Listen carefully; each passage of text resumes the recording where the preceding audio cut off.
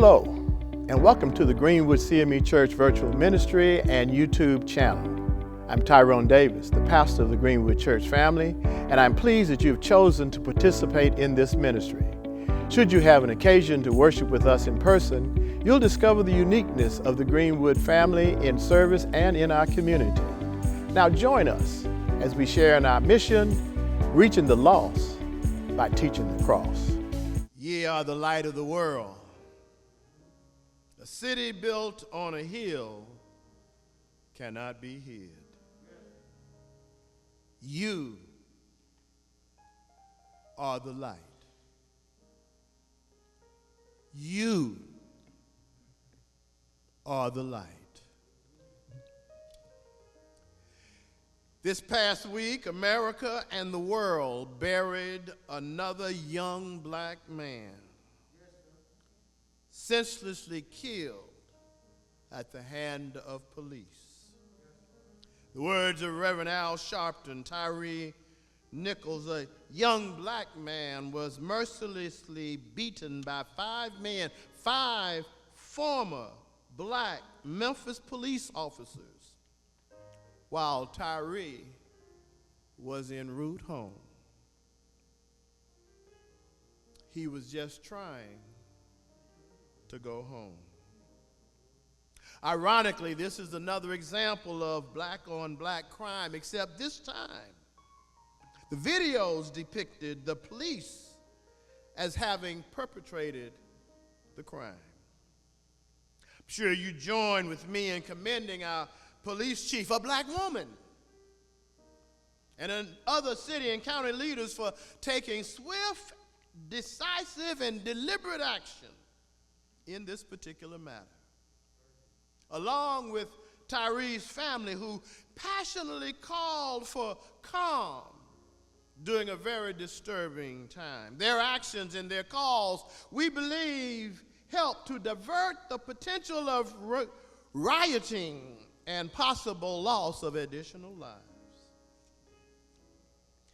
As we end another Connectional Youth and Young Adult Week and begin Black History Month, the shadow of the death of Tyrone Nichols looms over us as a community and as a city. And yet, out of so great a tragedy, in a city already so well known for the untimely death of another young black man, only 39 years of age, named Dr. Martin Luther King Jr. Our city will be hopefully regarded as an example to and for other cities on how to address such terrible situations when wrong acts like these occur. As we consider today's passage, perhaps through it all, in future situations across our nations, perhaps our city, yes, Memphis, maybe, can be, or even will be regarded as a shining light in a darkened world and as a city built on a hill that cannot be hid. As the writer of Matthew's gospel shares with the readers and with us Jesus' Sermon on the Mount, it begins with the Beatitudes. This sermon is Jesus' continuation of John's wilderness preaching after John had been arrested and later beheaded. Inherent in the messages of both John and Jesus is the prophecy of the eventual turning of everything upside down.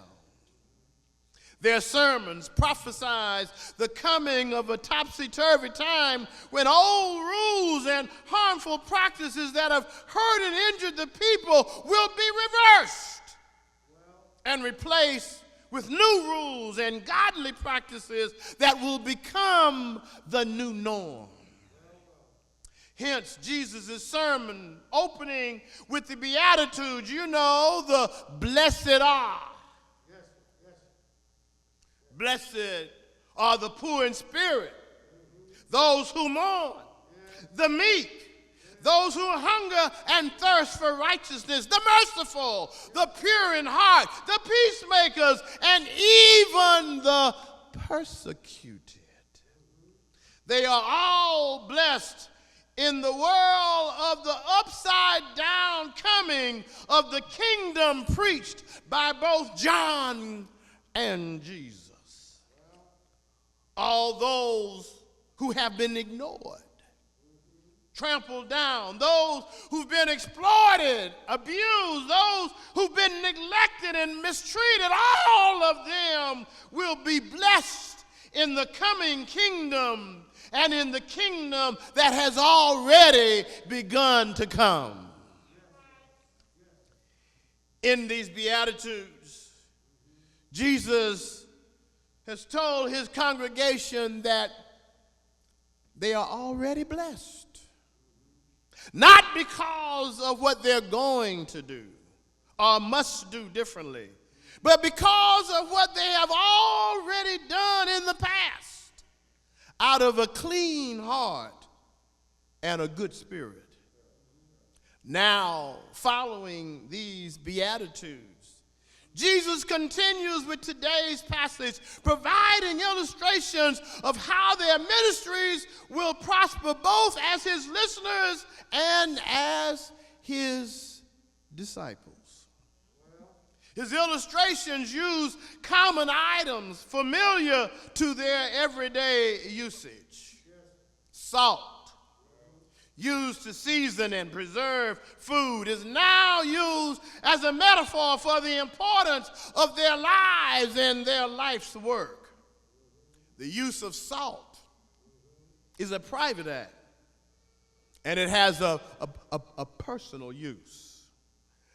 You know, I when I go out to eat with other folk, and often I ask for some salt, and the person nearest to the salt shaker, they grab it and they start to pass it to me, but then they say, "You don't need this." Now they don't know that my blood pressure is below the norm. Just because it's a problem for them, it's not a problem for me, but salt is a personal thing. I know what I need. You don't know. You can't know. Let me leave that alone. Salt, for seasoning, it's used when cooking or at the table. And though it's important to the taste, its impact on others is limited. So you can't taste what I put salt on. And as a preservative, its use is during the storage of food. Again, a personal and limited activity. However, Jesus uses salt and its potential to lose both its savor and its capacity to season as an example of how something can fail to do what it was intended to do. He uses this example to warn his listeners that they must take seriously their call to mission and service as a church in the world by guarding against the loss of their savor. How many of our churches have lost their savor? How many of our preachers have lost their savor? How many of our members have lost their savor? But to drive the point home, he uses another common example, that of light. He tells his listeners that they are the light of the world. That they may not be the sun or the moon, but even as individual stars in a dark night, they produce light by the lives that they live. Light that shines in darkness and pushes it back, pushes it away. Unlike salt that loses its savor, light continues to shine as long as it's connected to the power source. And just as salt, light too has a purpose. The writer tells us that you don't light a lamp and place it under a basket that hides its light. No, that's not its place. Instead, you place it on a lampstand where it can light the whole room. But the writer also wants us, as his listeners, to know that God's light is not subtle light. God's light is not subtle light. It doesn't sneak in or ease on like with a dimmer switch. When God's people do God's work, it's suddenly seen by the world similar to a switched on light in a darkened room. The light suddenly appears and fills the room. It may not make sense to the evildoers in the world, but it is apparent. Whether they are willing to acknowledge it or they continue to ignore it, God's light continues to shine on in this cruel world. No matter how we live or where we live, God's light continues to shine. It shines in our homes and it shines in our churches. It shines in our neighborhoods and it shines in our communities. It shines in our towns and it shines in our cities. It shines in our state houses and it shines in our capitals. Wherever we profess Christ and Him crucified, no matter how dark our worlds may be, God's light continues to shine. I'm almost through. My brothers and sisters, we are truly living in dangerous times. With all of humanity's advances in science and medicine, yet there is still the rattling of the sabers of war and the continual spread of the rumors of war. Nations are rising up against nations, and mankind's humanity is at an all-time high.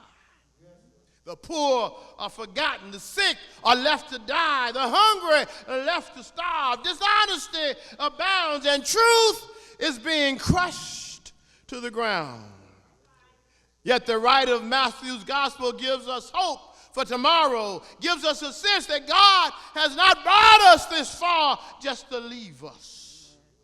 Just as Jesus died that we might have life, so we must live that our lives will be a light unto the world. In this season and during this Black History Month, there's a call for Greenwood to rise up and be the salt that has not lost its savor and to be the light that shines brightly in the darkness of a sin-sick world. In the shadow of Tyrone Nichols, George Floyd, and the long line of black men and women who have been sacrificed toward a day when all will be treated with honesty and respect, we must also remember what our foreparents endured during those many years of slavery. How they suffered under the hand of harsh taskmasters. We must remember how far we've come and be reminded that we've come this far by faith, leaning on the Lord and letting our light shine in a world filled with darkness. Yes, Greenwood, we have a light given to us by God and handed down through many generations. And when we have nothing left, when all all has been taken away from us, we will still have our light. Amen. And we are called to let it shine.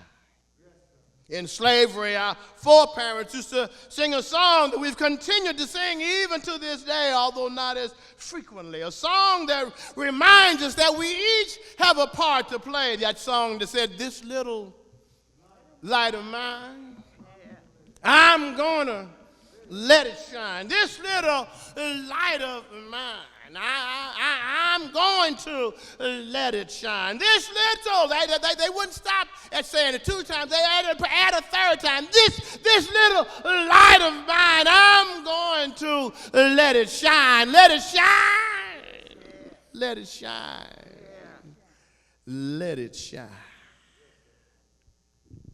Everywhere I go, I'm going to let it shine. Everywhere I go, I'm gonna let it shine. Everywhere I go, I'm gonna let it shine. Let it shine. Let it shine. Let it shine.